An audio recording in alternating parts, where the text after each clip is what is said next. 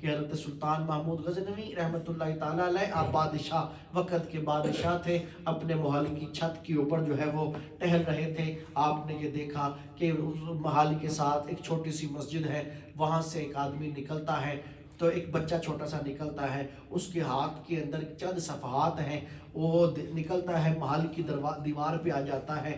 محل کی دیوار میں سے بادشاہ کے چونکہ چراغ جل رہے تھے، اس کی روشنی دیوار کی سوراخوں سے باہر جا رہی تھی، تو وہ ان صفوں کو سوراخوں کے سامنے کرتا، وہ دیکھتا اور وہ مسجد کے اندر چلا جاتا۔ کچھ دیر گزرتی پھر آتا، پھر دیکھتا پھر چلا جاتا، کچھ دیر گزرتی پھر آتا پھر چلا جاتا۔ بادشاہ نے یہ منظر دیکھا اور اس نے سمجھ نہ پایا کہ یہ ماجرا کیا ہے، کہ کس چیز نے اس بچے کو بے چین کر رکھا ہے۔ رات یوں ہی گزر گئی، صبح ہوئی، بادشاہ کا دربار لگا۔ بادشاہ نے کہا کہ مسجد سے اس بچے کو بلا کر لاؤ جو رات بے چینی میں تھا۔ اس بچے کو بلایا گیا، بادشاہ نے پوچھا بیٹے کیا بات ہے، کس شے نے تجھے جو ہے وہ سونے نہیں دیا، کس چیز نے تجھے بے چین رکھا؟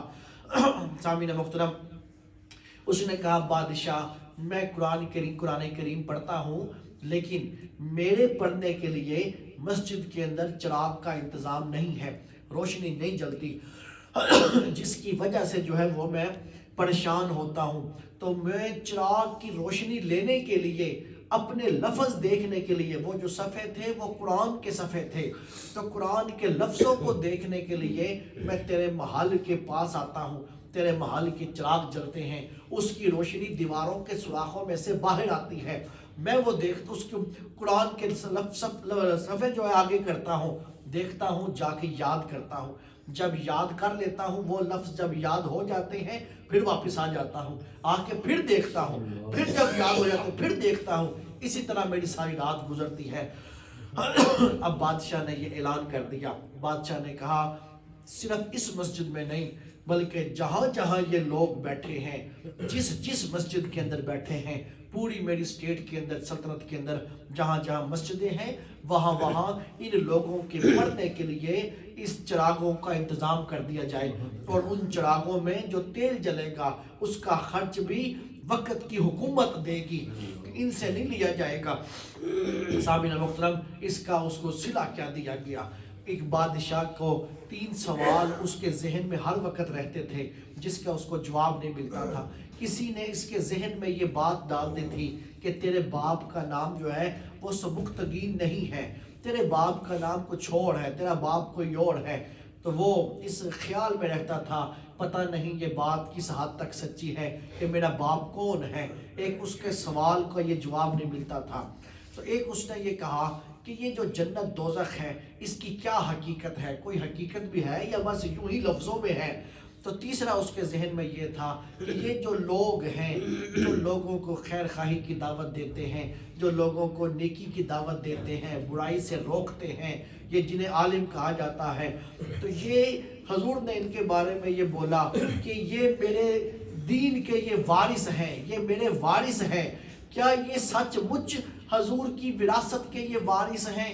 تو یہ 3 سوال تھے جس کا اس کو جواب نہیں آتا تھا۔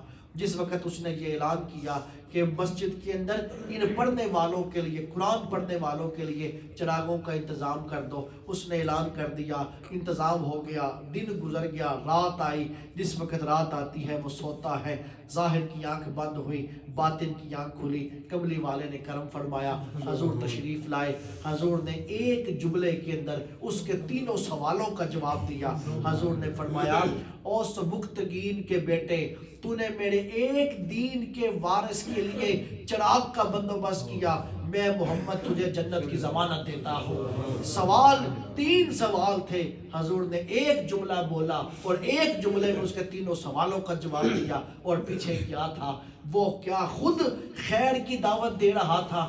کیا وہ خود برائی سے روک رہا تھا؟ نہیں، وہ ان لوگوں کے ساتھ شامل ہو گیا، ان کے ساتھ اس نے خیر خواہی کی جو لوگوں کو نیکی کی دعوت دیتے ہیں، جو لوگوں کو برائی سے روکتے ہیں۔ سامعین محترم، جو ان کے ساتھ شامل ہوا، اللہ نے اس کے دل کو تسکین دی، اور کس کے ذریعے دی؟ اس کے ذریعے دی جس سے بڑی کوئی تسلی دینے والا کائنات کے اندر نہیں ہے، جسے آمینہ کا لال کہا جاتا ہے۔